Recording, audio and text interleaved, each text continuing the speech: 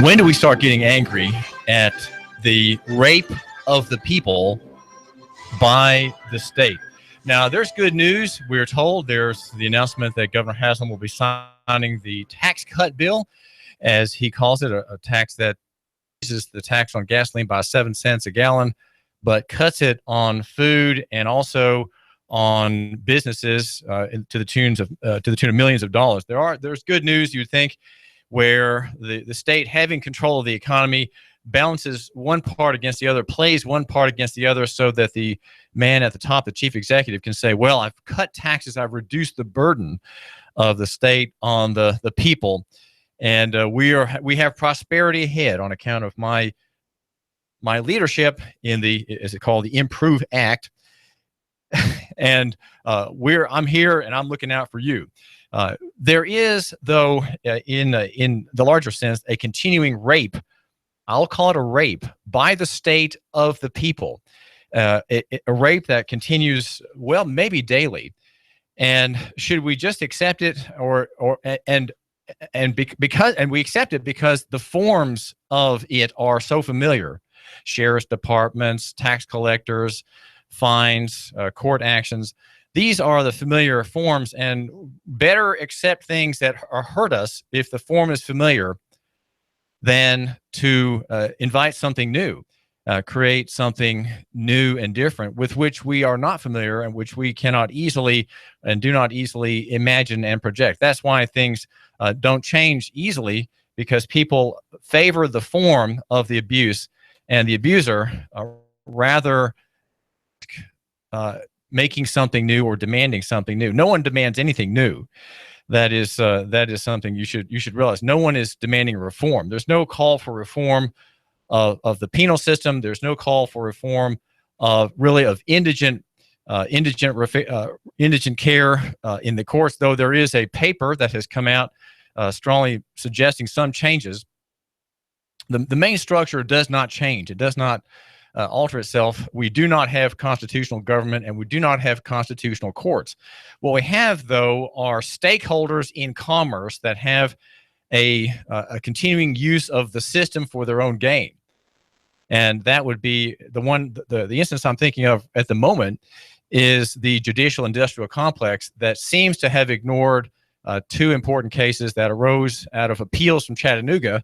That would be Chattanooga versus Myers, 94, I think, and Chattanooga versus Davis, 2001. And there is resistance to the orders that seem to be given in those rulings that would pare back commercial government. I hope to have a minute at some point in the next few to explain how commercial government works and why the system needs to have commercial government, because without it, you would not be able to support law enforcement, and you would not be able to have the inpouring of defendants into the court system. This inpouring into the courts by policing agencies enforcing state law is essential for commercial government. That is what commercial government is.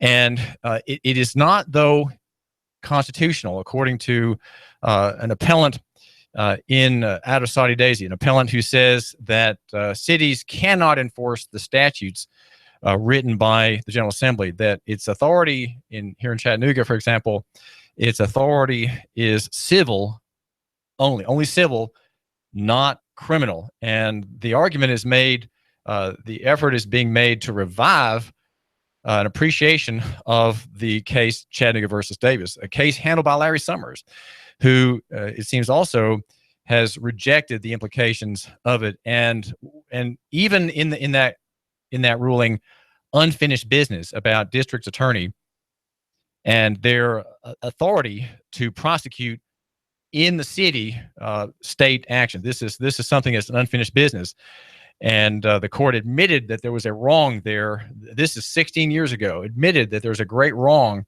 in the way things operate now, but since the appellant, Kevin Davis, did not have standing to deal with that issue, it would not deal with it either. And so for 16 years now, we've had unfinished business with district attorney prosecuting cases in civil court in the county and in Chattanooga. And not just here, though, across the state. all across the 95 counties in Tennessee. We have the same process. And it seems, in my rough estimation, based on reading the statute in these cases, it seems that we have something that is unmoored, and we have in our government the arrival of commercial government and commercial enforcement. Which, if the appellant is right, if the Saudi Daisy appellant is right, will have to be cut back by 98 or 99%, which means no more traffic stops, which means no more arrests for disorderly conduct, no more other charges, paper charges, victimless crime charges that they'll be done away with if he is right.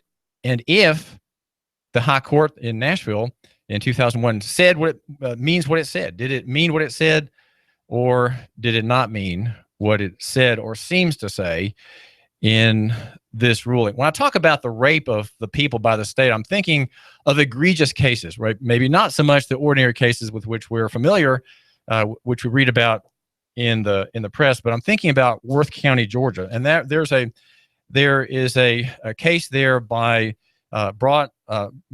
there's a pending lawsuit against Sheriff Jeff Hobby. This is a county south of Atlanta, and it's a story in which on a Friday, April 14th, 900 students were searched. They were given body searches by deputies in Worth County.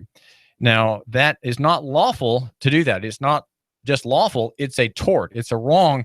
And to do it in a mass setting, especially when deputies are patting down girls, right? You have not just a search of 900 students against none of whom is any probable cause given. Not a single student had probable cause to be searched or approached in an aggressive manner for the purpose of a search, because that student was to have done something wrong or to be carrying contraband. There was no student identified as a transgressor, and yet Sheriff Jeff Hobby ordained a search. Worth County Superintendent, the interim superintendent, Lawrence Walters, said, "I've never been involved with anything like that ever in the past 21 years, and I don't condone it." And he says that in March, the sheriff had told him his department was going to do a drug search at the school after spring break. "We did not give permission, but as they didn't ask for permission, he just said, the sheriff, that he was going to do it after spring break," Walters said, according to ABC News television station account. Aggressive pat down of girls. Were these done by female deputies? I wonder. Well, that's a secondary question. The main question is, did the authorities in the county have any power, lawful power, to detain, force anybody to line up and to submit to a search? Worth County Schools Attorney Tommy Coleman said in the story that for the sheriff's office to search any student, they'd have to have reason to believe that there was some kind of criminal activity or the student had possession of contraband or drugs. There has to be a belief of a particular student having a particular thing. In other words, that means to say there has to be a warrant. There cannot be a search without a warrant. There cannot be a search without a warrant. The power to search does not arise from administrative claims or police necessity or anything else. It arises from a single thing, and that is a warrant. We have here in the Chattanooga area a similar matter regarding Thomas and Carol Gaddy. Judge Graham, a Chancery Court judge, has agreed that the city of Dunlap has authority to search the house. Now, there's not been an attestation under oath, under penalty of perjury, of a crime having been committed by this elderly couple. She in her late 60s, he 71. Nothing's been averred or sworn that they've done any criminal act.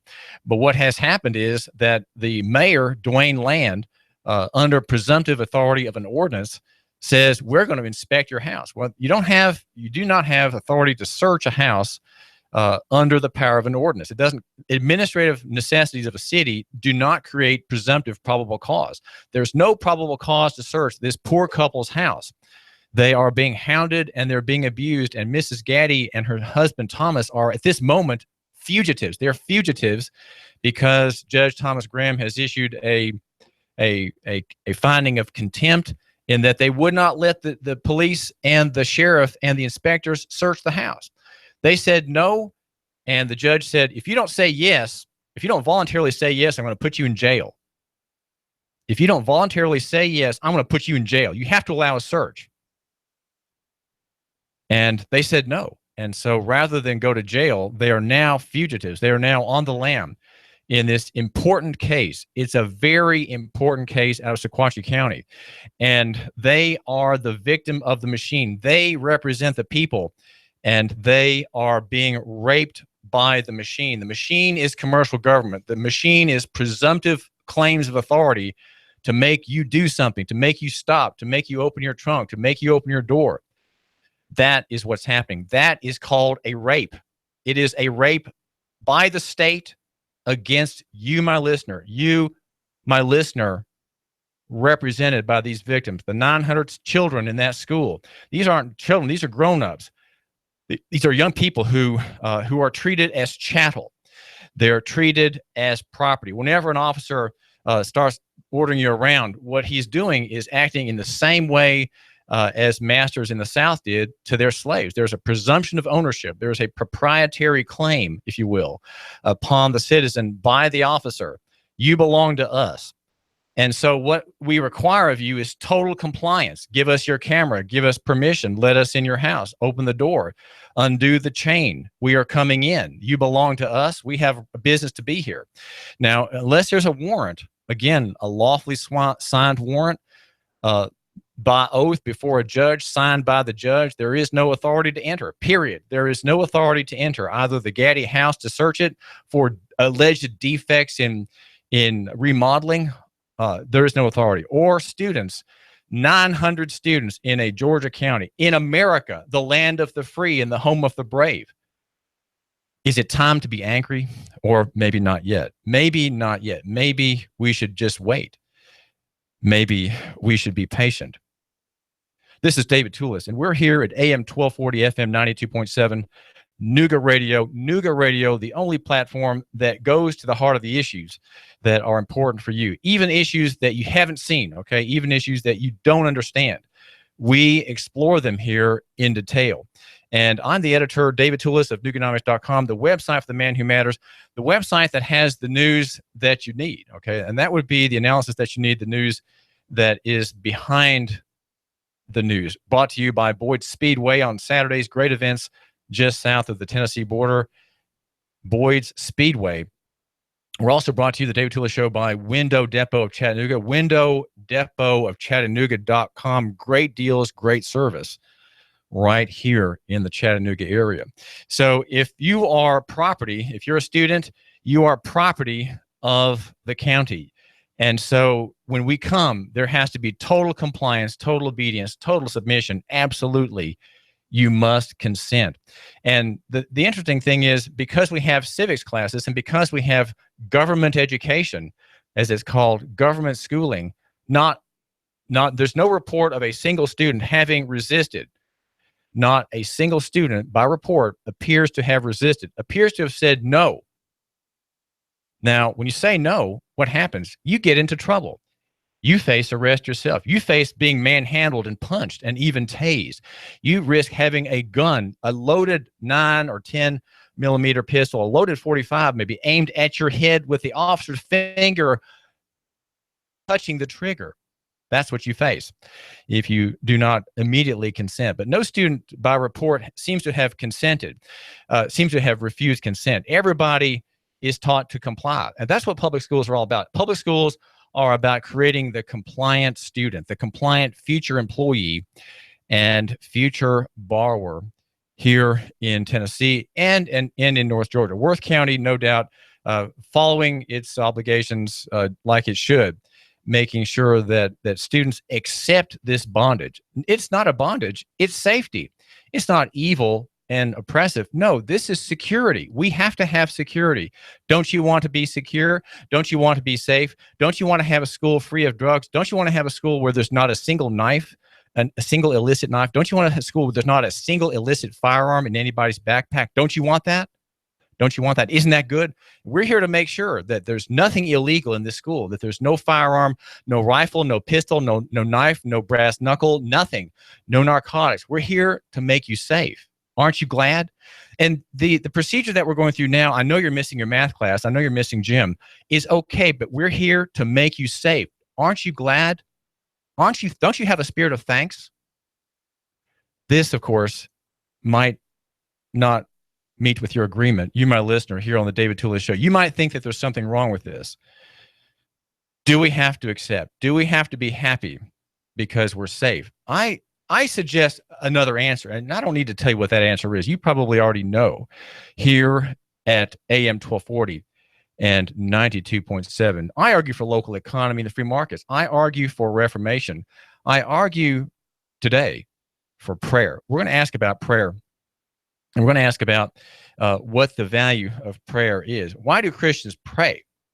If their God is sovereign, as some of them say, why pray and ask him to change something in the future? Why ask him to bring about a healing for a girl with violent tremors and violent medical condition that is bringing her near death? Why would anybody pray for her and her family if it's all ordained, right? If it's all ordained and it's all fixed, if it's all settled in the heavens, why pray? Why submit to God and pray? That is a question that the non-Christian would ask of the Christian, who in a day or two will be taking part here in Chattanooga in a day of prayer. And I hope we can hear about that. Why do we pray? Why do we pray? Are mass searches, is commercial government something about which we should pray?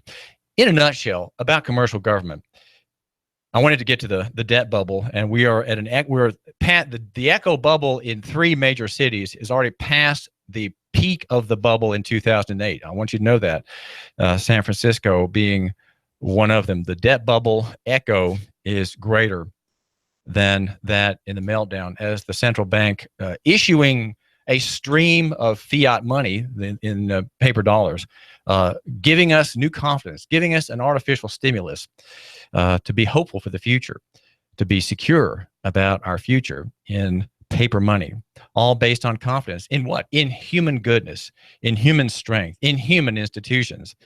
Yes, let's be confident in these things. But where is commercial government from? Here, in a nutshell, is the story I'm working on. This, and I'd say this is extremely important. This is a story that probably is the biggest legal story in the past 20 years. And it's this: without the use of inferior courts, commercial government would collapse. Inferior courts, which is to say city courts and sessions courts, which are civil courts, without these courts taking criminal cases, the system of policing and commercial enforcement against the liberties of the people would collapse. And I say that based on some reading in the statute and readings and a growing understanding of how the system works. I've had some dealings on this matter in the past few months. I've been trying to figure out Basil Marceau, the perennial candidate, the crank, the laughing stock, the court laughing stock, against whom people roll their eyes when he's not looking. He is a Saudi Daisy man, and he has only 2 teeth. But he slurs not because he's drunk, but because he has just a shortage of dental blessings. The argument he's been making is this, and it'll come up before Judge Neil Thomas on the 1st of March, of May, that is to say on Monday. And the issue is whether these minor courts can handle criminal cases. He says no. He says that Davis and the preceding case, Myers, do not allow that. If police can't cite people but must arrest them, book them, charge them, and demand bond for their release, if police can't cite people anymore, then law enforcement as we know it will have to go down, I'm guessing, by 98 or 99%. That means an end to police abuse against blacks. That means that black neighborhoods in Chattanooga and Hamilton County and across Tennessee can once again breathe easy and not live in fear of the cars with the blue lights on their roofs and their occupants in blue, armed to the teeth. They don't have to fear anymore. That's something I think to look forward to. What would take their place? What would take the place of policing? Well, we've got the sharing economy coming up, and it's just possible that these claims that have been brought to light by this Saudi Daisy crank could have a good effect, bringing Tennessee back toward a more constitutional government rather than it being a modern commercial state. It is a state. We have state government, and there is effectively a deep state behind it. Okay, we have government, we have the faces of the legislature, we have executive branch commissioners, and we have the government. These are the faces, but behind it is the deep state. And what is that about? Well, we explore that. The only website in Tennessee, I dare say, that explores this issue is Nooganomics.com. Right here in Chattanooga, Nooganomics.com, the website for the man who matters, looking at commercial government and an effort now to pare it back, to push it back. David Tulis, Nooga Radio. You give us 12 minutes and 40 seconds, we'll give you Chattanooga and the world. News Talk 1240. Nooga Radio, AM 1240 and 92.7 FM News Now. A woman in Hickson says she was sexually assaulted while in bed next to her boyfriend. Gregory Holman has been arrested after a woman claims that he fondled her while she was in bed after a party in which he became intoxicated and was allowed to stay the night. She said that she thought at first it was her boyfriend messing around, but then she realized it wasn't. Her boyfriend was then awakened and he kicked Holman out of the house and called 911. Holman said to police that he had been intoxicated, but that didn't give an excuse for his actions. Patricia Wilkie has been charged by the TBI in the killing of her husband in Ray County. A caller tipped off the TBI that Thomas Richard Wilkie Jr. was dead inside of his home. They found the 51-year-old dead in his home on the 1200 block of Walkertown Road in Dayton. Agents then developed enough info to arrest his wife, Patricia K. Wilkie, as the individual responsible for the crime. A gas tax bill is heading for the desk of Governor Bill Haslam, which would increase the price of unleaded gasoline by 7 cents. If it's going on in the Tennessee Valley, it's going on. Nooga Radio News, AM 1240 and 92.7 FM. You give us 12 minutes and 40 seconds, we'll give you Chattanooga and the world. News Talk 1240.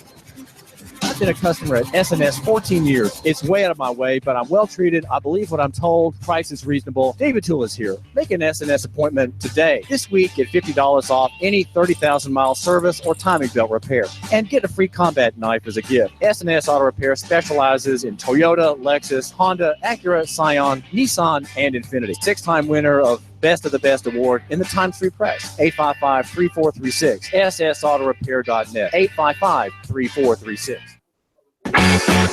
Need windows? Hey folks, do you need new windows? Good news. Window Depot of Chattanooga has a great special going on right now. 10 high-quality, energy-efficient double-hung vinyl windows installed for only $29.90. That's right, 10 double-hung vinyl windows, only $2,990. And yes, they qualify for the TBA rebates. Call 894-0011. Window Depot of Chattanooga today, located at 5950 Shalford Road. Call 894-0011 today. Jim and the folks at Chattanooga Paint and Decorating know color. They can help you find a cheerful hue for the girl's room, a calming neutral for the kitchen. They can even help you find the right stain and seal for that faded back deck. Jennifer, the interior designer at Chattanooga Paint and Decorating, is ready to listen and provide expert advice. Sure, she can help you find the perfect color for your space, adding beauty and value to your home, but she can also help you plan your project so that you get exactly what you need on your first trip without wasting time or money. Tom, the products expert at Chattanooga Paint and Decorating, knows coatings. He can teach you how to protect your home, your biggest investment. Ready to get started? Visit online at ChattanoogaPaint.com for pro tips and inspiration, or stop by the showroom today, 5529 Hickson Pike. That's 5529 Hickson Pike, across from the Valvoline. Ask for Jim. Tell them David sent you. And now to our reporter in the field. We asked Ray at Ray's Plumbing what's important for homeowners to know. Some field line systems can cost upwards of $10,000. The bottom line is to save yourself money down the road. I would definitely recommend everybody with a septic that is not on county or city sewer to have an inspection done by a qualified professional. It'd be great if nobody did inspections on them for all plumbing companies. That's what we do to make a living. Not to scare anyone, but it should be in the back of your mind. The danger is the field lines failing and costing thousands upon thousands of dollars and tearing your yard up. By preventative maintenance, you're saving yourself a large headache project that may displace yourself and your family. That happens more often than you think. The waste is designed to stay in the tank, and that waste will build up over time. Even with treatment, we have to help that waste break down. Ultimately, preventative maintenance is the key that will keep you from spending $5,000 to $10,000 on replacing your septic system. The bottom line is to save yourself money down the road. Call Ray at Ray's Plumbing, 421-6341, 421-6341. Final expenses, funeral cost, cemetery lots, unpaid medical bills, probate cost, debts. Debts are due and payable upon death of debtor. Will these costs produce a burden and hardship on your loved ones? Who will be responsible? How will they handle them? These costs can total many thousands of dollars, only compounded greater with the grief of losing a family member. A safe and secure way to provide for these costs is with an affordable life insurance from Covenant Group Insurance and Financial Services. Covenant Group is a local company with local agents. Covenant Group still makes house calls. Covenant Group only represents A-rated companies. With many options to offer, Covenant Group can accommodate almost any budget. Great discounts for good health and plans available for impaired risk. Call today for a free, no-obligation consultation in the convenience of your home. Call Steve or Jada at 423-855-8484. Call today, 423-855-8484.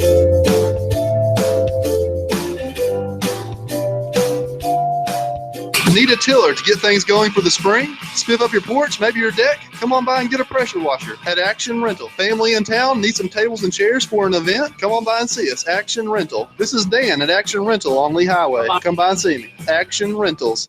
After a cool start with some areas of fog, much better weather expected for your Tuesday with more sunshine, warmer for the afternoon, highs upper 70s. Tonight, clear, lows mid and upper 50s. For Wednesday, a sunny, breezy, warm day, highs near 85 with scattered showers and storms Thursday. Chattanooga's best-kept secret is at Boyd Speedway. Come see the Neesmith Traveling Street Stock Series this Saturday night. Tickets and more at BoydSpeedway.net or Boyd Speedway on Facebook. And I'm Swargene 12 Chief Meteorologist Patrick Core. On Nooga Radio AM 1240 and 92.7 FM. You give us 12 minutes and 40 seconds, we'll give you Chattanooga and the world.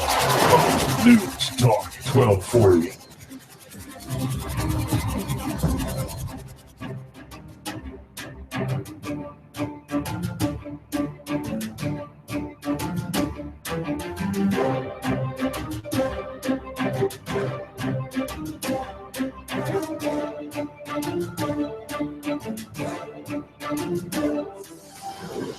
This is David Tulis. I'm glad you're giving me just a minute of your time here at Nooga Radio, AM 1240, FM 92.7. What is the purpose of prayer? If God is sovereign, why does he expect his people to pray to him? Why does he want his people to ask him for their daily bread?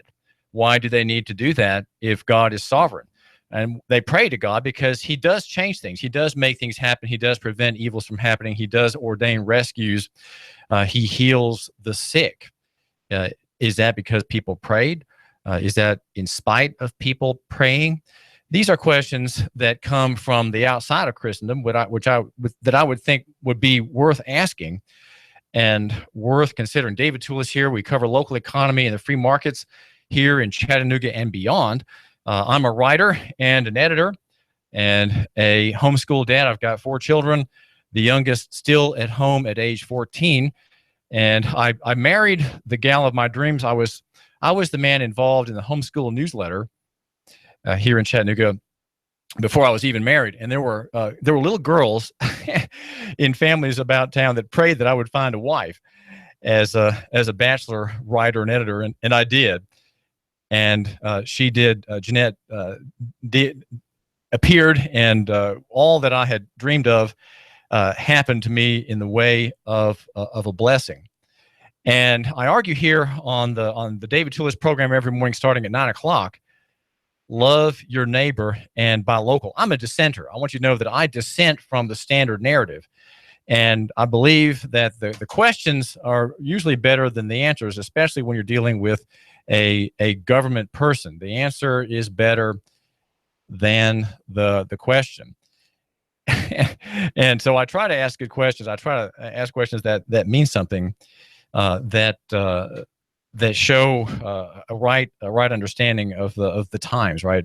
To be a man who understands the times. We live in we live in an era of monetary chaos, right? We live in an era where there is in many parts of the world a regaining of the truth. Africa and China, where Christianity is surging, though in this country the laxness of the past 300 years or so of Christian doctrine has brought about a great decline and a great irrelevancy of Christian people, and a kind of a compromised version of Christianity, one that says there is no social theory in Christianity. There is no larger claim of the gospel upon society at large, right? Upon nations and tongues and tribes and peoples and kingdoms and republics and the like. There is no larger claim. God just cares about the individual and his private salvation, his private walk with God, right? His personal piety, in other words, is the key thing that God cares about, and he really doesn't care about other things. And if you, like David Tulis, care about judicial reform and penal reform and welfare reform and honest money, you are simply being worldly. And yet, if I think it's good to see just the headlines and what they give us. We are in a time of great debt, and because the debt picture is so grievous and so overwhelming, my main argument for you, my listener, is that you divest national. I know it should be nationally, but I'm using the adjective rather than the adverb to make it more dramatic. Okay, not divest nationally and invest locally, but divest national. This is turning from good grammar to sloganeering, right? Divest national and invest local. That's the slogan, if you will. And the direction should be back toward liquidity, back toward bringing your capital, especially if they're in abstract instruments such as debt and financial instruments, bring them back locally and invest locally. Maybe invest in yourself, right? Invest in your own business. A common idea that occurs to people, but they don't realize, where am I going to get the money? Well, you've got it. You've got the money. Just stop investing in other people's businesses and having confidence in prospering on their account, but invest in yourself, or maybe a son or a neighbor or a friend, and make your profit with him. There's a report on the Case-Shiller Home Price Index for San Francisco, Seattle, and Portland, and the story is suggestive of our fundamental problem, and that is too much debt and unconstitutional coin and currency, where money is created by fiat, right, ex nihilo, from nothing. You have dollars suddenly circulating because someone got a loan. And in these three markets, housing markets, we have the echo bubble has exceeded the price of houses at the peak of the 2000 bubble in 07 and 08. What does this mean? Well, this means that the fundamentals have not changed, and that the reforms that, and a few occasional lawsuit bringing malefactors to bar after the meltdown have done nothing to alter the fundamental system. Bubbles, according to Charles U. Smith and his wonderful website of 2minds.com, says of overshooting on the downside when they finally burst. The Federal Reserve acted quickly in 2009 and 10 to reinflate the housing bubble, remember? And how did it do that? Well, it lowered interest rates down to zero, and it bought more than $1 trillion in dodgy mortgage-backed paper. When bubbles are followed by echo bubbles, the bursting of the second bubble tends to signal the end of the speculative cycle in that asset class, he says. There is no fundamental reason why housing could not round trip to levels below the 2011 post-bubble #1 trough. So you have a trough after the first meltdown when car dealerships lost half their business, and builders and contractors around Chattanooga were decimated and lost everything. The world of rising dollars is echoed elsewhere, China, and I'm holding up here a graphic from Sweden. Look at us at YouTube, by the way. We are live on YouTube at Hot News Talk Radio and on Facebook at Nooga Radio. You can see me there. I'm holding up a graphic from a printout of Charles U. Smith's latest post, real property prices in Sweden. We have what it could be called a parabolic curve. We are, by the way, on the net at noogaradio.com. Just click there, your favorite link YouTube, Facebook, Twitter, and also Nooganomics. You can get to Nooganomics by going to Nooga Radio. Though, of course, Nooganomics is an independent site. But here on our platform at AM 1240 and FM 92.7, we cover news, talk, sports. That's our area of expertise, our area of service to you, our listener. So we have a bubble, and we have the echo bubble greater than the first. Caused by what? Caused by death. The Wall Street Journal today has a great story about parents who got in to hawk for their teenage and early 20s children to go to do what? To go to the university and take classes to decapitalize themselves by going to the racket, patronizing the racket of the university. Vanderbilt would be a great racket, I would say. A private example. Hundreds of thousands of parents have tumbled into delinquency and default, the story says. And so older people are delaying retirement. They're putting off health expenses. They're losing, by being dunned, parts of their Social Security checks, their tax returns that they filed this year to get a return, refund check. These are going to be siphoned off as part of the Parents Plus programs, which has loans outstanding to more than 3 million Americans. And these borrowers got into this loan program directly with the government, which asked nothing about their solvency, nothing about their credit scores, existing debts, their ability to repay. And so people got tens of thousands of dollars to pay for a son or daughter to go to the university, and the default rate in this group exceeds that of the defaulting borrowers in the 2008 meltdown. There's a quote from Toby Merrill of Harvard Law School's Legal Services Center. This credit is being extended on terms, he says, that specifically willfully ignore their ability to repay. You can't avoid that we're targeting high-cost, high-dollar amount loans to people who we know can't afford to repay them. And so the government has become the chief lender.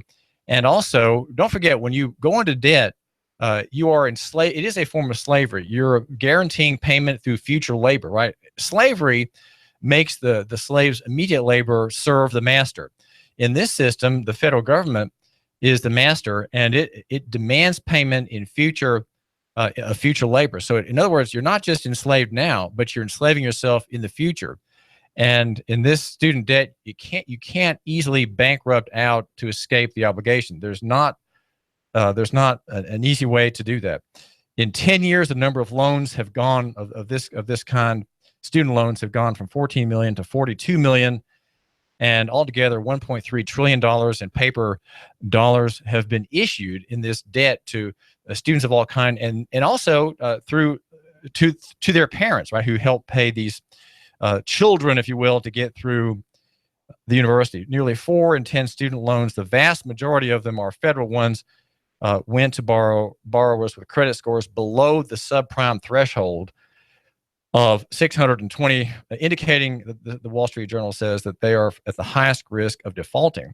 And that's based on Experian data and a review, or Equifax data, by the Wall Street Journal. But that figure excludes borrowers such as many 18-year-old freshmen who don't have enough credit background to have a reliable credit score. 3 million people owe $88 billion, and that number, they're all at least a month behind in their payment. This is a remarkable story, and the system, because it's so successful in boosting and goosing the economy, the system cannot stop. It does not know when to stop. And of course, government has gotten into the action by becoming a cartel itself. It is a monopolist itself. And people who, such as Sherry McPherson, who's interviewed in the story, you give the Social Security number, and guess what? Within 3 minutes, she got the loan in 2006. She was an unemployed single mom with thousands of dollars in credit card debt. She had a car loan, and she had a subprime credit score, retired from the Army after having an injury in Iraq. And she had a son, and he wanted to take a 7-month driving school. They had dreamed of maybe forming a one-truck company, and the loan was for $16,000. He had maxed out on federal loans as an undergraduate. And this woman who's 50 years old said, they looked at me and said, look, all we need is your social security number. They approved me in 3 minutes. And so the interest rate was 16%. So notice these are people who don't have, you could say they don't have any sense, but somehow they've been taught, they've been trained to think that this is the normal thing. This is the right thing. We cannot do things differently. This is how we do things. This is the new norm. And is it really? Well, I argue here that far is not as good as near, that big is not as good as small, and that complex is not as good as simple. And down in the footnotes where the good people argue against you and argue against Chattanooga and Hamilton County prosperity, they say that corporate is better than personal. I say no. I say corporate's not better than personal. David Tulis here, the local economy guru, the Nooga centrist number one. You know, Dave Crockett says he's the Nooga centrist number one. I say no. Well, now that the election's over, Dave, and you didn't win, you're the local economy candidate. Let me have the mantle back. And in that mantle, wearing that prophetic mantle, as it were, I say that abstract is not as good as physical. And these are the arguments made at the leading website for the man who matters in Chattanooga. Yes, Chattanooga. It's called Nooganomics.com. The website is Nooganomics.com. And you will find remarkable things there. I've got a story coming out this week, hopefully at the NashvilleStar.com, the new conservative media portal for Tennesseans, TennesseeStar.com. And you can read the story there. It will break the story, and then you can read the later version at Nooganomics.com. We do cover local economy, and our argument is love your neighbor and buy local. Tomorrow in Washington, there's going to be Gotham Shield, Operation Gotham Shield. A way is something, the kind of thing that happens when there's a coup. On 9/11 in 2001, there was a coup. It was called 9/11, and it happened in the middle of military training exercises. Those towers went down; they were demolished by munitions, and there was a missile attack against the Pentagon. That was a coup as well. Now, tomorrow, according to Tyler Durden at Zero Hedge, there's going to be in 6 locations, including George Mason University, there's going to be dramatic, exciting, terrifying reenactment, a kind of scenario, playing a scenario in which all these parties have to plan under continuity of government exercises under a pretended nuclear threat. Now, here we have several things coming together in the free market press suggesting that there's going to be a pretext to have some kind of military attack against the millions of innocent people who are inmates of Pyongyang, right? The people in North Korea. They're not complicit. They're all victims. And here we are lining up to kill probably tens of thousands of them. And here tomorrow we have something that is a kind of a practice of continuity in government. Yeah, North Korea is no threat to us, okay? It's just not. But according to Scott Boggs, the managing director of Homeland Security and Public Safety at COG, law enforcement officials practice and exercise their skills, etc. On April 26th, we'll go one step further and stage a very realistic emergency event involving multiple sites and actors posing as casualties. Okay, we have more of that at George Mason U. It will be from 8:30 to 4:30 p.m. This is how coups take place. Coups take place under the pretext of some military exercise. And let's just watch. There's a story also at The Intercept about the blimps over Maryland, surveillance blimps that have on board dirt boxes. A dirt box is a 10-pound cell site simulator, and these blimps, some we've heard have gigantic telescopes that have in all directions from very high. They can see what kind of tie you have on from miles away through their powerful telescopes. And the story is that the NSA's National Tactical Integration Office fitted one 60-foot diameter airship called the Hover Hammer with dirt boxes, which is an eavesdropping device that lets the good people sniff up every cell phone in the area. And this is according to a classified document published yesterday by The Intercept. A dirt box is digital receiver technology, DRT, a proprietary system manufactured by Digital Receiver Technology of Maryland, which intercepts wireless telecom. This is David Tulis. And in the National Day of Prayer coming up, what are people going to pray about? Well, here's something that I think should be a matter of prayer. Judge Barry Steelman in criminal court in Helena County is having a woman from Trenton she's given a 4-year sentence that was a lengthy hearing 5 years for a killing 5 years ago in St. Elmo. Betty Mundy is going to serve 11 months and 29 days in the workhouse, and then she'll be under an extended supervised probation. Judge Steelman said, according to a report in Chattanoogan.com, run by John Wilson. He said that if he gave the maximum 6 years in prison, that she would be released in about 2 years on probation. He said he could better protect the public and monitor her with a long period of supervised release. So she's getting a year, and she's forbidden from traveling and using the road. She had been taking illegal drugs at the time of the accident. She killed a man on a moped. The body crashed into her windshield, and the bike was ground under the underbelly of her car. And she drove around the wreck scene, almost hitting a car coming in the other direction. And the story is remarkable for what it doesn't have happen in it. You know, Christianity would require that if it was an accident, that she make restitution. Barry Steelman should not be about honoring the state's interest in his peace and tranquility. That should not be his care. His care under law should be the restitution of the victim's survivors. He's dead. It was a manslaughter. It was an accident by her negligence and carelessness. She should be paying back for probably the rest of her life, making good by payments, by service to the surviving family. That's what the scripture, the word of God, requires in the way of equity. That is an equitable arrangement. And this type of protocol is described in the books of Moses, in Leviticus and Deuteronomy. You can find how it is that there is restitution to be made. There is no such thing as jail.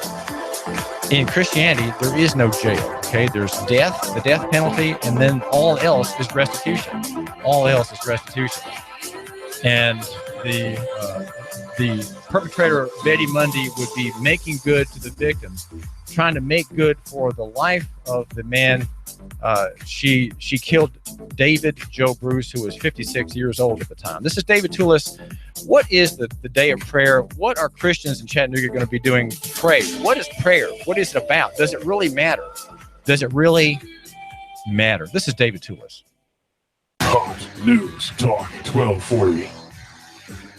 iBuyChattanoogaHouses.com, Chattanooga's premier house buyer. Do you have a house you need to sell fast? We are buying. Call us today. We are local folks. We will buy your house as is, no repairs needed. We will give you a cash offer and close on the day of your choice. Call us right now, 423-834-7321. Need to sell a house fast? We are buying. Are you experiencing one of these situations? Inherited a house you have no need for? Behind on your property taxes? Nightmare tenants making your life miserable? Too many repairs needed and don't have a desire to fix? Behind on payments and facing foreclosure? Recently divorced and need a way out of the house? Never really wanted to be a landlord and just want to cash out? Trying to relocate and need to sell your house? Do you need to sell a house fast? We are buying. No fees, no hassles, no repair cost. Close on the day of your choice. Our process is simple. Call us today. We inspect your property right away. We make you a fair cash offer. We close on the day of your choice. Call us today, 423-834-7321. Visit our website, ibuychattanoogahouses.com. Call us today, 423-834-7321. ibuychattanoogahouses.com. Need a tiller to get things going for the spring? Spiff up your porch, maybe your deck? Come on by and get a pressure washer at Action Rental. Family in town, need some tables and chairs for an event? Come on by and see us, Action Rental. This is Dan at Action Rental on Lee Highway. Come by and see me, Action Rentals. If I'm the city's most intelligent man, it's because I take 2 shots of Mind Enhancement Complex every day. Nature's Finest keeps me stocked with my mainstay, Formula 4. That's where I start. Formula 4. Industrial farming, soil depletion, mineral empty food. I just say no. Ask about supplements, health, stamina, circulation, heart, prostate under control. Get the Nooga Radio David Tulis freebie. Save $2 on every 5, 20% off. Nooga Radio, Lee Highway, Nature's Finest. I have the best steak selection in town. The name of the business is Don's Meat Shop, and I'm Donnie Raines. Just ask for Donnie. I make over 20 different types of sausages. Most of them are great for grilling. We have the best selection, best quality. We have the hard-to-find items. Don's Meat Shop. Here comes the bride, here comes the bride. She's walking down the street. And she's wearing a stunning diamond ring that's a fraction of the cost that her man would have paid at one of those overpriced mall jewelry stores. Rick Davis has a plethora on quality diamonds and gold rings, and he wants to pass the savings on to you. Did I say plethora? How about overabundance? That's right, an overabundance of gold and diamonds. So before you decide to get crazy and pay full retail on an overpriced piece of jewelry from one of those cookie-cutter mall jewelry stores, come on out and see Rick Davis Gold and Diamonds. Top quality gold and diamonds at a fraction of the cost. Intermarital bliss with an engagement and wedding ring from Rick Davis. Hey, he'll also buy your gold and diamonds with cash, and more cash. Rick Davis Gold and Diamonds, Brainerd Road, Chattanooga. And there goes another happy bride. Are you shovel ready to build a house, but you're not a builder? Are you shovel ready? Michael's Homes is ready to bulldoze its way to a solution for you. You have ideas on what you want in a house, but you're looking for someone to bring your ideas into a plan and turn your plan into a house. Michael's Homes, custom builder. Michael's Homes has lots available at a new subdivision, River Bay Estates, that's Harrison. Maybe River Watch in Saudi Daisy. Choices galore, lots, houses, beautiful homes all over Chattanooga. The Canyons, Hickson. Crystal Brook, Appleton. Drive in, take a look, consult with us. We build on your lot or ours. Homes-Chattanooga.com. Call 423-413-9929. Mark Truex Jr. is off the pace and he is headed to the pit lane. Elliott Powers around the outside. Michael McDowell pops a right front tire. Here's Martin Truex to the bottom. Blaney blocks him off too. Meanwhile, Chase Elliott went 4 wide on the back straightaway. They're side by side for the lead. Hear it live on Chattanooga's official NASCAR radio station. Fox News Talk 1240. The voice of NASCAR. If the South would have won, we'd have had it made. I'd probably run for president of the southern states. The day Elvis passed away. WBLZ HD4 Ottawa. W224AZ Chattanooga. WSDG Saudi Daisy Chattanooga.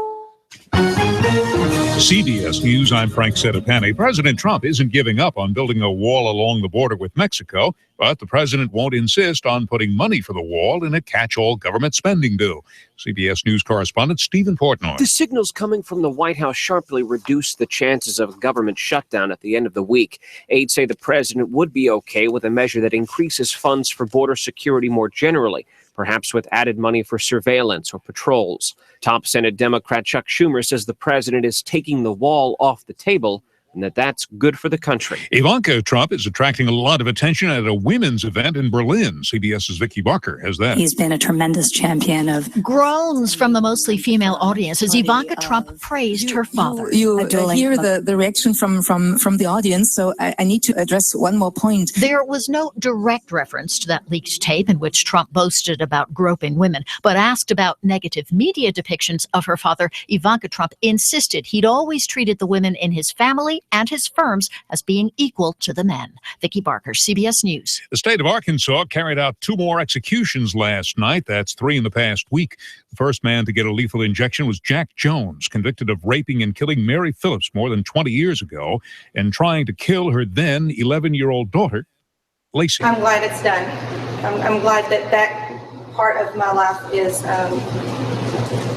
that chapter is closed. A few hours later, convicted killer Marcel Williams was put to death. The driver, known to NASCAR fans as Dale Jr., racing champion Dale Earnhardt Jr., is getting ready to call it a career after 18 seasons and more than 600 races. Checkered flag waving, it's over, it's Earnhardt. Earnhardt says he'll quit the circuit at the end of the current season. The U.S., South Korea, and Japan, alarmed by North Korea's threats to use nuclear weapons, are all conducting naval maneuvers for the benefit of North Korea, which is responding in kind, as we hear from CBS's Adriana Diaz in Beijing. Today, Kim Jong-un reportedly ordered artillery exercises in North Korea. Now, today marks the 85th anniversary of North Korea's military. So these exercises celebrate this benchmark for North Korea, but also attempt to send a signal to the rest of the world, especially the U.S., that North Korea is militarily strong. The latest Standard & Poor's Case-Shiller Index of home prices in 20 big cities around the country shows the biggest year-to-year increase in 32 months, 5.8%. S&P's David Blitzer says strong demand for homes and a decline in the number of homes for sale are driving prices higher. They have set all-time highs for the 4th month in a row, and there doesn't seem to be any sign in all these numbers of them turning around. The rally on Wall Street is extending itself. Right now, the Dow Industrial Average is up 206 points in early trading. This is CBS News. Dentist office, may I help you? Hi, I'd like to cancel my teeth whitening appointment. Oh, may I ask why? I found a teeth whitener that works in 5 minutes that I can do from home. Can I ask what it is? It's called Power Swabs and whitens your teeth in 5 minutes, doesn't leave my teeth feeling sensitive, and it's a lot less expensive than visiting the dentist. Hi, I'm John Greenhut, the CEO of Power Swabs. And if you want to whiten your teeth on average 2 shades in 5 minutes and 6 shades in 7 days, then try Power Swabs. There's no messy strips or trays that you'll have to leave in your mouth for an hour. Just swab your teeth and you're done. It removes stains on natural teeth as well as caps and veneers. Try Power Swabs risk-free by calling 1-800-204-1201. That's 1-800-204-1201. I guarantee your friends and coworkers will be wowed by your new white smile. Try it risk-free and get free shipping and handling today. Dial 1-800-204-1201. That's 1-800-204-1201. A major pop star is battling a serious illness. CBS News correspondent Steve Futterman. Elton John is said to be recovering from what's being called a rare and potentially deadly bacterial infection. John, who is now 70, became violently ill on a flight from South America to London. He spent 2 nights in intensive care. John has now been released but is not able to perform. He was supposed to start a series of concerts this week at Caesars Palace in Las Vegas. Those have now been canceled. John is expected to resume performing in June. Steve Futterman, CBS News. A company that sells repair plans says its test found a problem with Samsung's new, nearly all-glass Galaxy S8 and S8 Plus smartphones. Drop them and they'll crack. Square Trade calls the phones extremely susceptible to cracking. Samsung had no comment. Frank Chattanooga, CBS. You give us 12 minutes and 40 seconds, we'll give you Chattanooga and the world.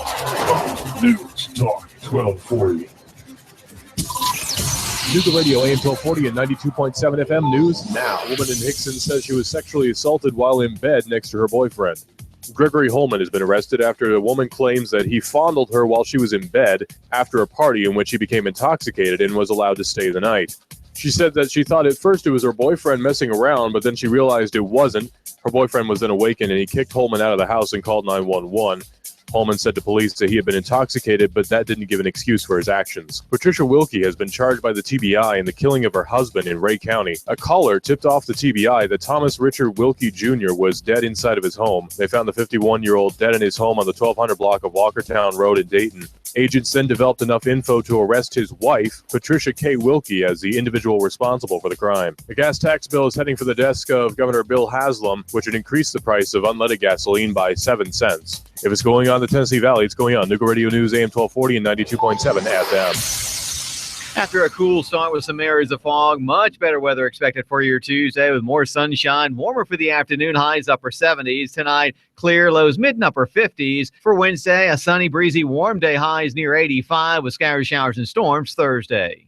Chattanooga's best kept secret is at Boyd Speedway. Come see the Neesmith Traveling Street Stock Series this Saturday night. Tickets and more at BoydSpeedway.net or Boyd Speedway on Facebook. And I'm Source 12's Chief Meteorologist Patrick Core. On Nooga Radio AM 1240 and 92.7 FM. You give us 12 minutes and 40 seconds, we'll give you Chattanooga and the world.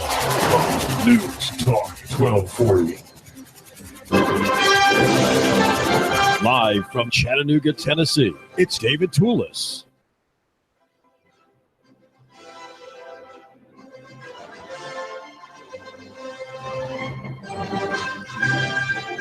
I have suggested before that if Chattanooga and Hamilton County and even your part of the world, you, my listener, if you're from elsewhere, these places will prosper. There will be in those lands, in those places, in those locales, more justice, more prosperity, more grace, more property, more hope, and better everything, better schools, better businesses, better government, and an interest in obedience to God, an interest in law, really, in the end, an interest in equity. Equity is the promise of the gospel. Equity is right treatment among people, among individuals, and it is the result in law of justice being given, of remedies being found and asserted when there's a wrong or an injury.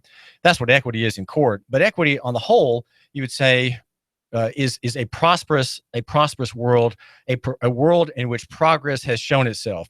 And Christianity is the greatest system for progress. It is the greatest engine of progress ever that exists. All other systems are man-made, man-devised, and in the end, they tend to empower one group over another and lead to vertical societies rather than of power arrangements, rather than horizontal societies where all the members of society, or most of them anyway, deal equitably among each other. You don't have a lot of bureaucracies and giant things. You have a lot of small things, small states, small cities, and maybe big families, I would suggest. But this is David Tulis, and we're trying to find ways in which to prosper ourselves here in Southeast Tennessee. And one question that we're asking today, right now, is the role of Christianity, and particularly one part of it that is not talked much about, and that is prayer. Adam Whitescarver operates here in Chattanooga, the Chattanooga House of Prayer. It's a parachurch organization that serves Christians from Dalton to Cleveland. He's married. He's 35 years old. He and his wife, Stephanie, have 3 children, 2 girls, ages 4 and 6, and a son, 1 year old. He's a North Georgia resident. Adam, Pray Chattanooga will be sponsoring the local version of the National Day of Prayer next Thursday. That's 2 Thursdays out, May the 4th. What is going on here? Why would this matter to a listener, say, who is not a professing Christian and yet looks on your doings, not with disfavor and with some interest, but he's not really convinced by the whole proposition of Christ's atoning death and so on? Sure. Well, thanks for having me here, David. And I'll just say, when it comes to why would we even care what to talk to God or to think that God is going to listen to us? We look at God and we say, well, there's a generalized, people have a sense that maybe there is some higher being that's out there. We're not really sure who he is, but we believe that he does indeed exist. But for Christians, what we have is we have Christ coming on earth incarnate. It's a matter of history. You see the Roman Empire and the way they kept history diligently, and you have these miracles and these things that Christ said. People would have disclaimed it, discredited it if it didn't really happen. So we say, okay, we've got a better definition of who God is. We've got Jesus Christ, the God incarnate. And so the things that Jesus said while he was alive on earth told us, call out to me, ask for my kingdom to come on earth as it is in heaven. We're going with the best information that we have as far as God exists, and we want to see him work the works that he's promised to work on earth as a result of us asking him. He tells us to ask him. That's what God is telling us to do. So we're going to ask. So he's insisting on a relationship. He's insisting on a conversation between himself and his people. Correct. Well, what's going to be happening next Thursday, May 4th, across the country, and what's going to be happening here, Adam? Well, there's going to be about 45,000 groups across the country that are praying into some of the same topics that we're going to be praying into. There's a verse that's been selected by the National Day of Prayer Office. It's from Daniel 9:19. They're saying, for your great name's sake, hear us, forgive us, and heal us. Obviously, anybody who's watching the news can say there's some troubling things happening in our country. Regardless of what side of the political spectrum you're on, there's a degree of lack of peace and unity among our people, and we're supposed to be the United States of America, right? And then there's a general, there's moral laxity that's happening on both conservative sides and liberal sides. And so we're coming to God and we're going to say, okay, we need to be heard. You've told us to call out to you. We're going to ask to be heard. We ask that you would forgive us for the sins that we've committed, where we've just been negligent or we've been unintentional, but there's still, or just absolutely deliberate in being evil toward you. And then there's heal us. We need healing. Jesus Christ came as a savior, not just as I'm God who tells you what to do, but I'm God who comes to fix things. If he didn't actually have power to transform us inwardly, then we wouldn't even bother with this, right? It would be, well, what's the point? But we come to him, we ask for his healing, and there's an importance, I want to say, just to gathering as a group. Yes, you and I can pray individually, but Jesus makes a promise, basically, when there's 2 or 3 of you gathered in my name. That's a biblical quota for a prayer meeting, right? That he will be with us, and when we agree in prayer, then he answers those prayers. And so, as a collective group coming together and agreeing, these are the things we want to see God. We believe that the Lord blesses that out of his own sovereign choice and will. And for us, there's a degree of power to it when we say, well, yes, we're doing this in Chattanooga. This is a citywide call to prayer. But there's 45,000 of these groups happening across the country. That also speaks to, okay, there's an agreed cry out to the Lord from the United States of America, and Chattanooga is doing their part. Do the sins of Christians matter more in how a particular city does in its peace and prosperity and its justice than the sins of people who make no profession of faith? To restate, do sins of neglect, do sins of commission or omission by Christians have greater damage to Chattanooga than the sins of people who make no profession of faith at all? Well, this might not be the most popular thing to talk about in church, but yes, I kind of would agree with that. You see in the book of Ezekiel and in, I believe it's 1st or 2nd Peter, I don't remember which one, but God says judgment starts with the house of God. In other words, it's very important that the people of God are following God. That's what really God, it's a you know better kind of a thing. And that doesn't mean that God has no mercy for someone who knows better, right? You see the Apostle John, he's in heaven, he's having a revelation of God, and he's trying to worship an angel. Obviously, he knew better.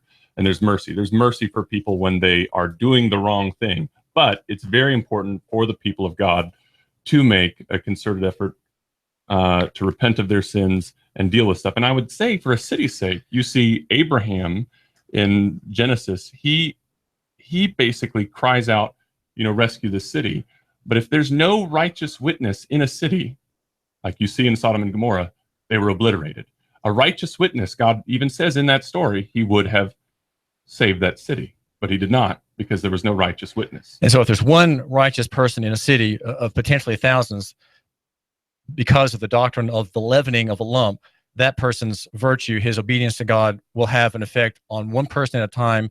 And then over time, perhaps over generations, one Christian in a city full of people who are who reject God, who reject God's government, that city can be won over. It's a long process, though, right? If we have to go one person at a time by conversion. Sure. That can be a long process, but the Lord definitely will work in those circumstances. But there's, when a Christian cries out to God and asks for prayer, he multiplies the work. Like there's a physical work that you and I can do, an incarnate, so to speak, work that we can do as we go about and labor in the city. But It's incarnate, meaning in flesh, right? In the flesh, right. But there's also a spiritual side of things where we can double or triple or quadruple or 100-fold our work when we pray and ask God to do things that are beyond our power to do. And certainly the problems that happen in Chattanooga's life and in our nations are beyond the work of any one individual or any group of individuals coordinating things. It has to be the Lord coordinating things. And so we say, by your sovereign Spirit, order this problem. Bring order, bring peace. As you hovered over your original creation and you brought order and fullness to that chaos and that void, come and hover over your new creation. Come and hover over us. Bring order and fullness where we're empty and where we're chaotic. Do Christians have a problem? Adam Weiscarver of Chattanooga House of Prayer and also involved in PrayChattanooga.com. Do Christians have a problem of praying for things that are very remote from them, like praying about government in Washington, praying about soldiers in Iraq and Afghanistan, praying about Congress, and never thinking about problems locally? Do we have a problem of being sort of other-oriented, remote-oriented, and not caring about problems that are here? Is that a problem? Why? If it is a problem, what are its origins? Well, I would say that, Christians are across the board.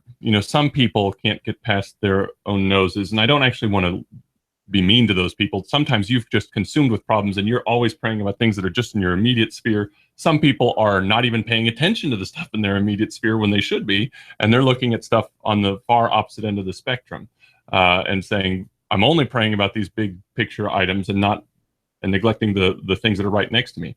It's important, that we have one another, that we sort of are disciplined in our prayer lives of, there are things that I naturally will gravitate toward in prayer, and I'll pray about that. But there are other things that I'll neglect unless I'm disciplined myself of, you got to pray about this stuff. This is commanded of Christ. It goes back to his words when he was here in the flesh. Pray about this, pray about this, pray about this. Set things for the national level, set things for your home life, set things for your ministry life. You've got to pray about all of them. Well, what are some things in Chattanooga, Adam Weiscarver, that you suggest be worth praying about? What are some problems in Chattanooga that cry for reform, that cry for remedy, redress, or forgiveness? Well, sure. To be clear, though, I'm not a politician. I don't know too much of what happens in the governmental life. So that just as a disclaimer, I don't know this to the degree that maybe I should. But certainly for our police force, for the peace of our city, for violence that happens downtown a lot of times, for moral laxity in people, that where we just, for whatever reason, I call it sitting down in the muck. Life gets hard, we despair, and we go to things that we know aren't ultimately fulfilling for our lives. That happens for Christians and non-Christians alike, where we just say, I'm not going to try anymore. Despair, I guess you could say. Or addiction. There is plenty of addiction going on in the city right under our nose. What kinds? There's drug addiction. There's pornography addiction, and those ruin lives and marriages, and those things. When you have instability in the lives of people in a city, that hurts the economy of the city. A lot of them, if people were to line up morally in the way that they should, they would obviously do better in other areas. This is true for all of us. We all could grow and do better, and that's why it's not just labor in the physical sense. There's labor in the prayerful sense of, I need both of these helps in my life. Right. Well, when you said pornography and drug addiction, I thought, well, that's right, because when you're addicted to those things, it's your obsession is all about yourself, your own gratification, your own relief, your own dream world, and you're rendered incapable of having relationships, say, with your wife, with your daughter, with your son. Your sons need to have counseling on this problem too, and yet you can't counsel them because you're addicted to pornography. So in being self-absorbed in your own pleasures, you can't do the work of encouraging others. You're not other-centric, which Christianity really stands out among all systems of thought and practice, because it demands that you turn away from pleasing yourself and looking out for yourself and looking after others first, as Christ looked after the church. Right. I would agree. You have to seek God and ask for his help. And I'll say, with stuff that goes on in our lives, and we're focused completely on ourselves, there is relief in Christ. I mean, that is why we come to him. Like I said before, he's not just God who makes this command. If he was just God who made command, well, then we're still all in trouble, right?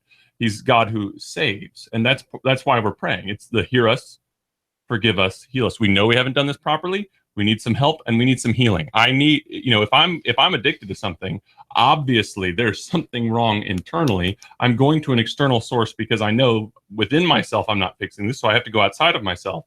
But those addictions are the wrong answer, right? So we're seeking to go to the right answer, who is Christ, who fills those empty spots in our hearts and transforms us.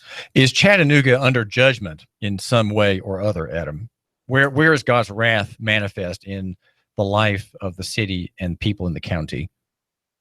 Wow, that's a strong question. I think anytime when you're talking about God's judgment, it's just important to say God never judges us apart from his love for us. There's a love of God in the midst of judgment when his judgments are in the earth. And the us refers to the church or everybody? All of us. I mean, it can refer to all of us. And judgment might even be, there's a difference and a distinction between judgment and discipline. Sometimes things feel like they're a judgment, but they're meant as a discipline. So if I'm messing up, God judges to correct something. But there are things where I might not just be doing as well as I could do, and so he disciplines, like a father would discipline a son. Right, but God doesn't discipline the ungodly whom he does not intend to save. He disciplines only his sons. So against those whom Christianity would say are the goats, let's say, or the chaff, there is not discipline. There's just judgment, because God is not their father. He is the father of the wheat, right? He's the father of the lambs. Well, you're getting into, right, very thick weeds as far as what different denominations will say, but you could even make the argument that God disciplines people in love, even those that will ultimately reject him. He pours out his blessings, and he does have a blessing in the form of his discipline. Anytime a dad or, the divine being, I would say God, disciplines us to show us, here's how you can go in the right direction. Here's how you can right the wrongs that are going on in your life. That is a loving action of that deity.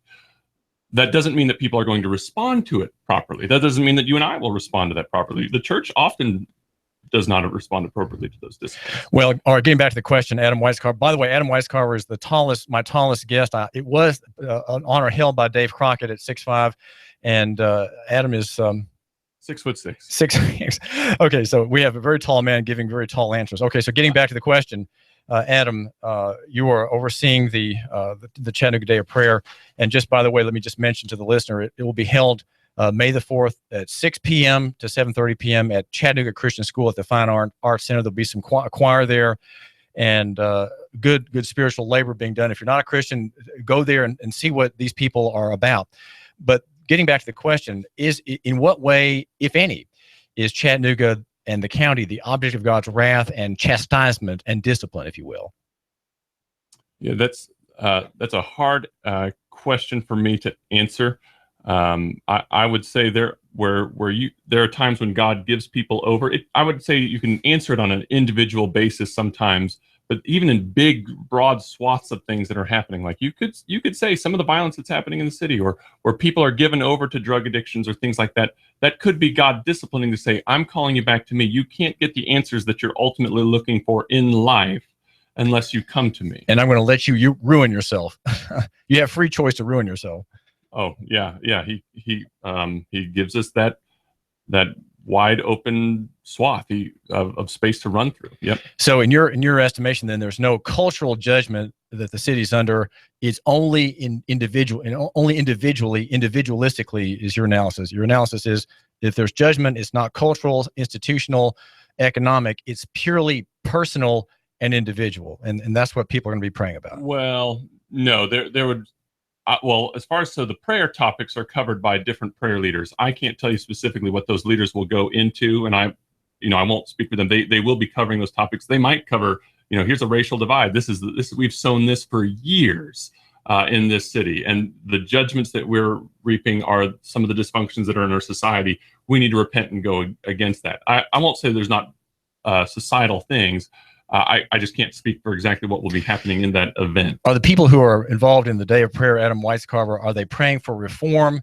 If you have repentance of something, let's say racism, institutional racism, right?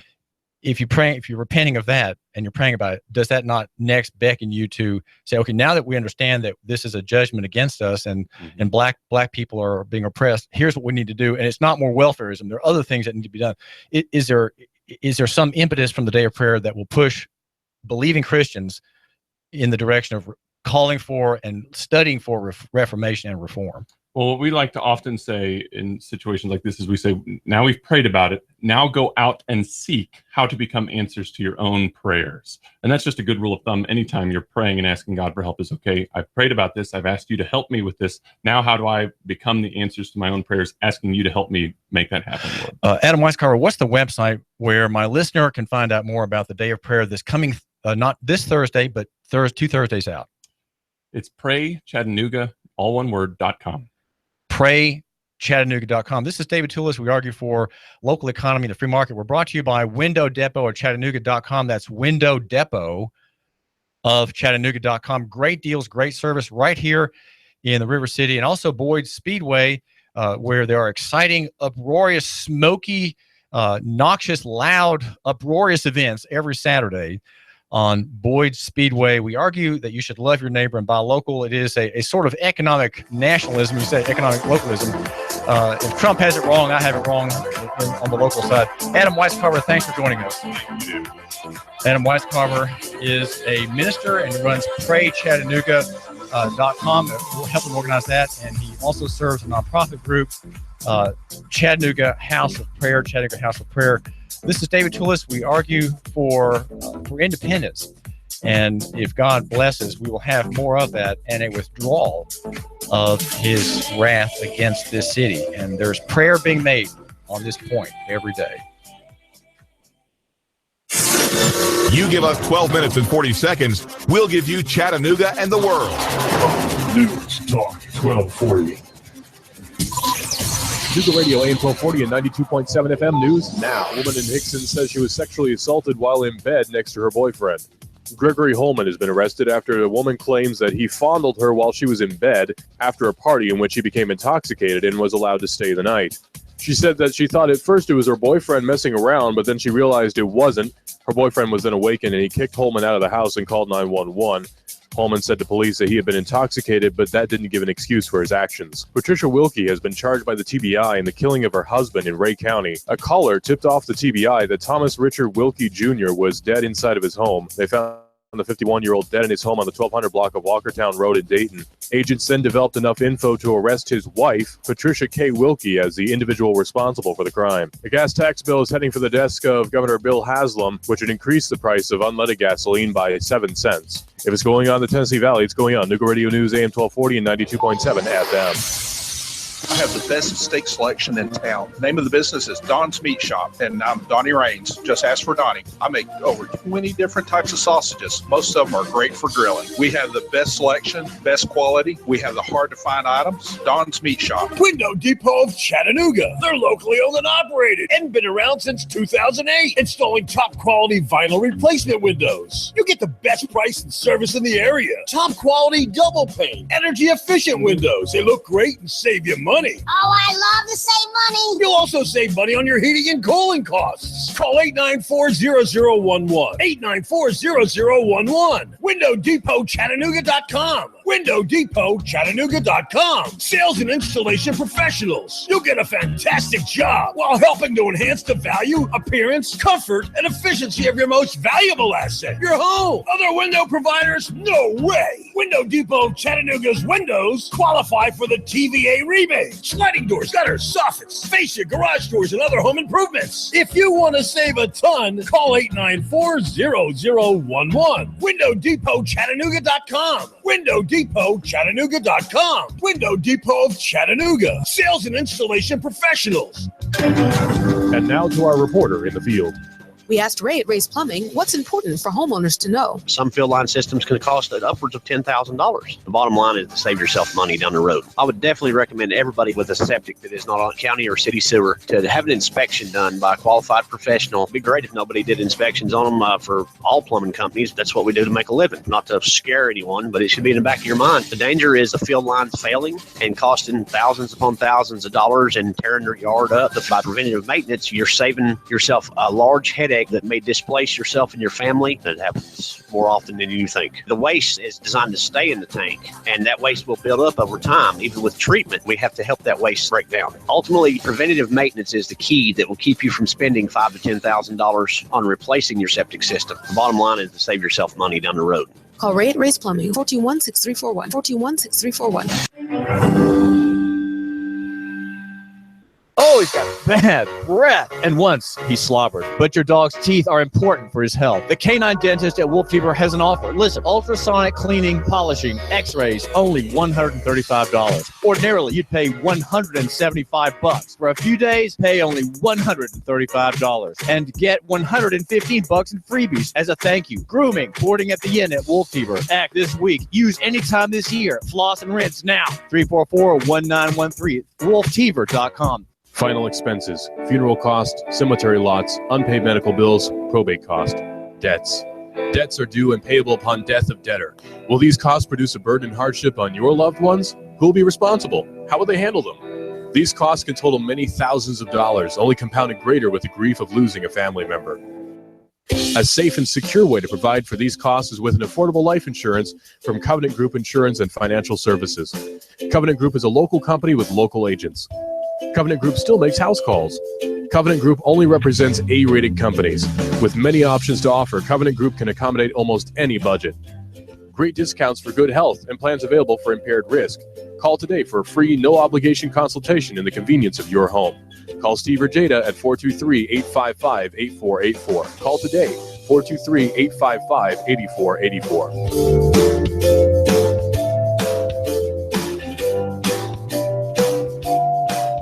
Need a tiller to get things going for the spring? Spiff up your porch, maybe your deck? Come on by and get a pressure washer at Action Rental. Family in town, need some tables and chairs for an event? Come on by and see us. Action Rental. This is Dan at Action Rental on Lee Highway. Come by and see me. Action Rentals. Hot News Talk 1240. After a cool start with some areas of fog, much better weather expected for your Tuesday with more sunshine, warmer for the afternoon, highs upper 70s. Tonight, clear, lows mid and upper 50s. For Wednesday, a sunny, breezy, warm day, highs near 85 with scattered showers and storms Thursday. Chattanooga's best kept secret is at Boyd Speedway. Come see the Neesmith Traveling Street Stock Series this Saturday night. Tickets and more at BoydSpeedway.net or Boyd Speedway on Facebook. And I'm Swarsheen 12 Chief Meteorologist Patrick Core. On Nooga Radio AM 1240 and 92.7 FM. You give us 12 minutes and 40 seconds, we'll give you Chattanooga and the world.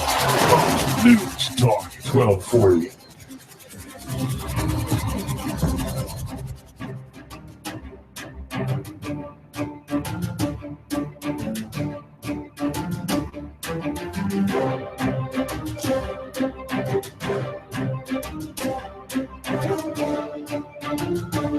Consider time as a tube. You are in the tube, and you can look ahead into the future. And of course, there's the present, immediate moment in which you are living and breathing and having your being. And at this moment, I'm very glad to say you are tuning in to AM 1240 Nooga Radio or 92.7 FM Nooga Radio, and all over the place. We're on multimedia platforms. We're on Facebook at Nooga Radio, live on YouTube at Hot News Talk Radio. We are Hot News Talk Radio. That is our theme: news, talk, and sports. And if you're secure at a desk, or if you want, you can go on your smart device and just go to Noogaradio.com and play us. We have the simplest splash page you could imagine. Its only purpose, not to wow anybody, is just to play what we have to say. And that would be all of our great hosts, just terrific hosts, Sean Hannity, Dave Ramsey. We have at 2 o'clock every day now, Dave Ramsey with great Christian advice. I'm on in the morning. I'm the morning host, if you will. David Tulis, we cover local economy and the free markets. We have Alex Jones in the night watches. We have Coast to Coast AM with George Noory, a very long show full of exciting, entertaining things if you're up late at night. And we have terrific sponsors. We've got many, many sponsors, and I want to mention two of them. Window Depot of Chattanooga.com. That's Window Depot of Chattanooga.com. They want the folks there want me to tell you about their business. And I suggest that if you need windows, that you contact Window Depot of Chattanooga. Check things out online at windowdepotchattanooga.com. And also Boyd Speedway, where there is uproar and car smoke and the roar of engines and speed and dust and cokes and snacks, all kinds of things for a great evening, a great afternoon on Saturdays at Boyd's Speedway. All American as you can get. That's just the American form of entertainment. And Boyd's Speedway celebrates the idea of getting away from the revenuers. That's of course that's what NASCAR is all about. Here we have racing, a similar goal, getting ahead and racing to get away from the other guy, right? And that's at Boyd Speedway. Love your neighbor, buy local is a kind of a slogan that I offer. Time is, if it were a tube, and how is it that you, in your tube, right, you're right now in the present moment, you can look back in the tube toward the past, which your own memories, of course, and you can read histories that look backwards, and then you can look ahead in anticipation of the future. You can dream about the future. You can read analyses. You can read foreign policy to find out the future of the federal empire and what the owners of that empire suggest in the way of maintenance and management. You can look ahead, right? Read the paper. You can read your Bible to find out what's in the future as well. Now, God, though, is outside of time. Time is part of his construct, his creation, just as the world itself is. And God, think about this just for a second. When he looks at time, he's looking at it from the end of the telescope, right? He's looking at it from the outside. That's why you have those passages in the scripture that say that for God, 1,000 years is as a moment, and a moment, a day is as 1,000 years. He is not in time, he is outside of time. And so he can coordinate all these human interactions together. And so you start to understand how things happen, right? There is his decree. The Westminster Confession of Faith talks about his sovereign decree. And that's his will, the exercise of his will. Is it ever thwarted by men? No, it's not. It's always men are free, and they act by their own natures and by their own interests. They're free in that sense, but they always accomplish God's will. Nothing happens outside of his sovereign decree, and that's possible only because he doesn't just foresee things, right? He doesn't foresee because he's not in time. He's outside of time, and so he ordains things to happen, and all things work together.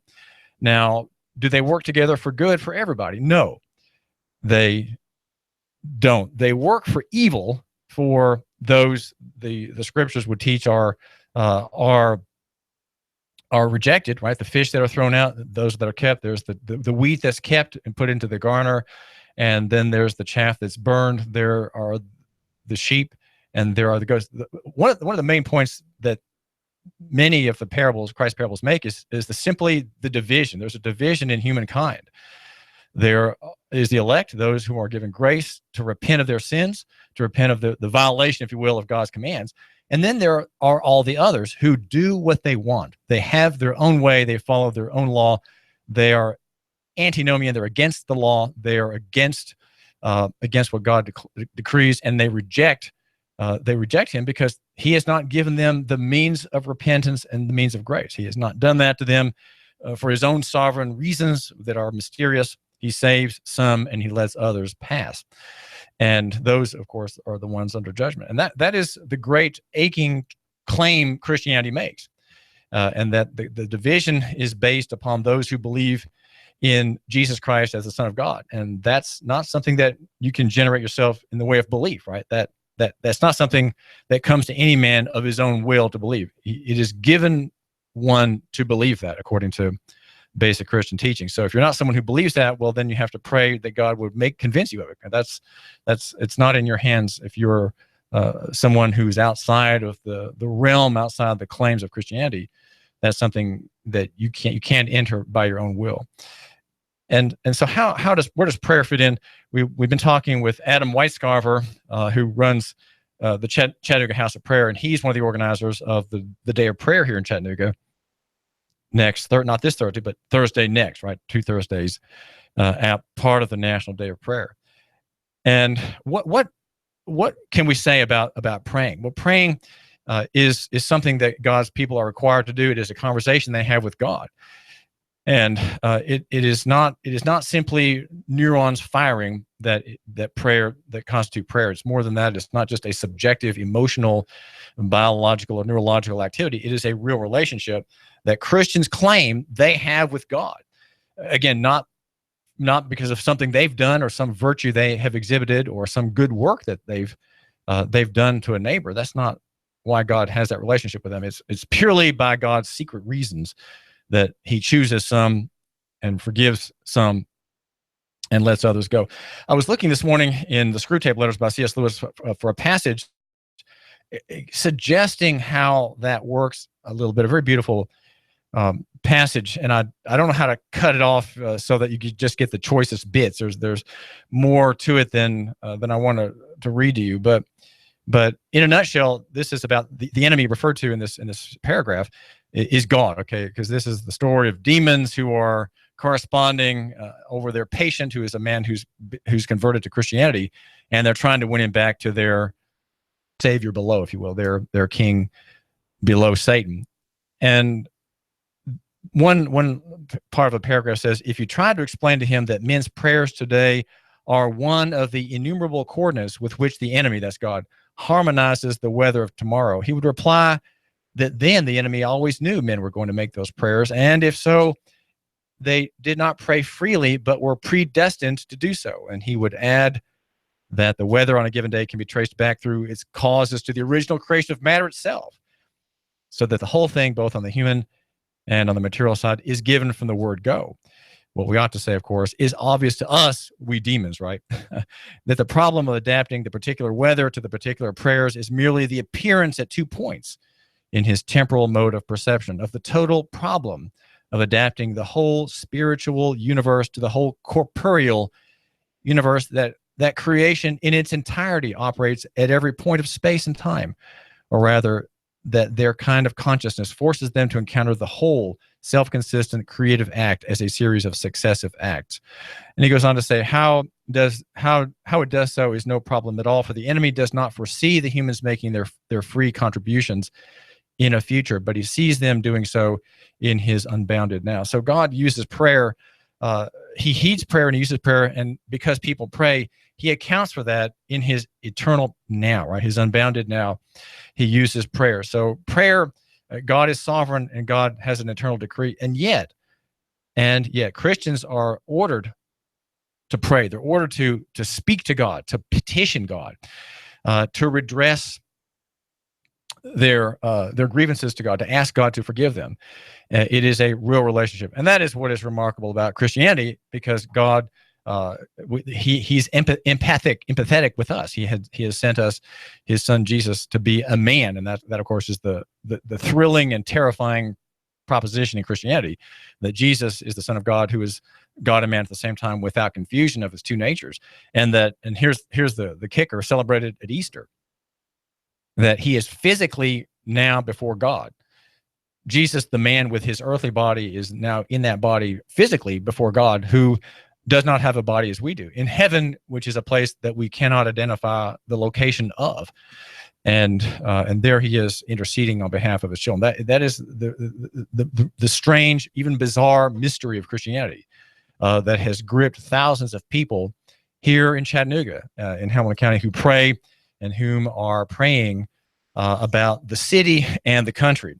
The question about what they need to pray about and what they need to repent of as a city is a little harder to reach, I think, in Christianity. People aren't sure where God is judging us now. How is God abusing us for our sins now? Adam Weiscarver thinks that it is the sins of the church, the sins of Christian people, which are the ones that matter the most. Sins of sinners, well, they're always going to be sinning, he would say. But the sins of God's people who love him and fear him and obey his law, those are the ones that matter. So if a city is under judgment, if it is under wicked courts, if it is under, I would say, commercial government as a form of judgment, if it is under abortion, if it is beset by the secret sins, say, of pornography or drug addiction, these are judgments that come against individuals and that come against the people as a whole. The people as a hole here in Chattanooga. Well, this is David Tulis, and that's a big topic, and I'm not qualified perhaps to go further right now, especially since we have news, news from around the city to mention to you. We do cover local economy and the free market. 212 Market, founded 25 years ago by Sally Moses, is closing down. It began down there at the riverfront before it was really a riverfront. And it's been there, a kind of a pricey, very healthy restaurant at which to eat. According to Chloe Morrison, quoting Sally Moses, "We are very proud of what we've done. We feel like we've been a part of Chattanooga's rebirth." But she says it's exciting to think of somebody who might have new ideas. And so that restaurant is shutting down. The building is for sale or for lease. And there are the usual honorifics by the mayor. And Kim White, the more honorifics, she says, according to Nooga.com, downtown Chattanooga is what it is today because people in our community took bold risks. And 212 Market was a bold move that everyone has thoroughly enjoyed over the last 25 years. And that's so that the 212 Market has shut its doors. The business was not sold. There are reasons for that. I'm not privy to them, but it was not sold as a continuing profitable operation. And we just make note of that. It was a very local economy oriented business. It was not a chain. It's the kind of restaurant that you, my listener, should patronize. Why? Well, because we believe here in local economy and the free market and supporting locals. If you support local, you are identifying with Chattanooga. And we have a problem. I mean, we Americans have a problem. We don't identify with place. We are placeless, rootless. We follow the money. We follow the job. We don't maintain family connections. We are not a warm people. We're very domineering and entrepreneurial people. We are a can-do, fix-it people. We are we're all Yankees now. I'm afraid most of us have turned into Yankees. We are very prone to dictating to people, and if some sovereign in his own country says something we don't like, we say he's defying us, right? Because somehow we own everybody, and we are being defied by, let's say, Pyongyang, right? And so we're very Yankee. We have a Yankee problem, and it's in our hearts and breasts. And part of that problem is that we don't identify with our towns anymore. We don't identify with our states. Now, since I believe that the commercial government run by Nashville is part of the judgment, I would say that if we don't identify as Tennesseans, that's okay. I think Tennessee is kind of a has-been. It's hard to be loyal to Tennessee. Would you go to war for Tennessee and die? Would you send a son into combat with a rifle and bandoliers of ammunition to defend Tennessee? Well, I don't think I would. I really wouldn't. Tennessee has become an administrative agency of the national government. Now, you might say, well, I would send my son to the military if he would consent. I think you should do it. I think we should all fight for our country and fight for freedom. Well, that's what people say. We should fight for freedom. Well, I don't think that anything the national government does is, in fact, a fight for freedom. It's certainly not a fight for liberties here. And usually our military adventures overseas kill tens of thousands of innocent people and have brought our government, or their government, if you will, into disrepute. There's a story at Chattanooga.com about Governor Haslam. He's getting his tax increase approved, and it's called the Improve Act, which means improving manufacturing, public roads, and opportunities for a vibrant economy. That is, you come up with a word, and then you find all the words that fit the initial letter. And so you have an all-capital word, which I think all capital words are an abomination. They're just ugly, they're hard to read, and they're pretentious. So you have the Improve Act that Governor Haslam will sign. It raises gas taxes and cuts taxes on food, 20% decline in the tax on groceries. Now, these are not the tax on groceries directly. It's a tax on the transaction of the grocer. The grocer becomes an arm of the state, and he gets a fee from the money he collects in administration. And he has to forward maybe every week the money he collects to the revenue department. So there's that tax cut equals $125 million. And John Wilson reports at Chattanooga.com that there will be also a $113 million reduction in state receipts, in reduction in the business tax on manufacturers. And the whole income tax, which is a tax on bank interest and dividends, also has an end date. It will be dead by 2022, and the legislation starts the annual cut in the percentage that tax generates. That's good news, very good news for investors. As this tax is faded out, you will have more people coming to Tennessee, retiring here. Remember, retirees are the wealthiest class. They've paid all their debts, they've sold their houses, they've downsized, and they're moving. They're very liquid people by and large, and Tennessee will become, over time, a magnet for them. The governor says improve is a net tax cut for Tennesseans, a fact confirmed by the Americans for Tax Reform. He says, an organization that opposes all tax increases as a matter of principle, and results, he says, in tax savings for an average American Tennessee family. Nearly 1,000 road and bridge projects across all 95 counties will be delivered through a conservative, he says, responsible and user-based approach of raising the gas tax by 6 cents, 6.9 cents, and a diesel tax by 10 cents each over the next 3 years. It also increases the user fee, Governor Haslam says, for electric vehicle owners, and allows local voters through a referendum in the state's largest counties and its 4 largest cities to impose a surcharge on taxes they already collect to be dedicated to transit projects. So that's the so-called Improve Act.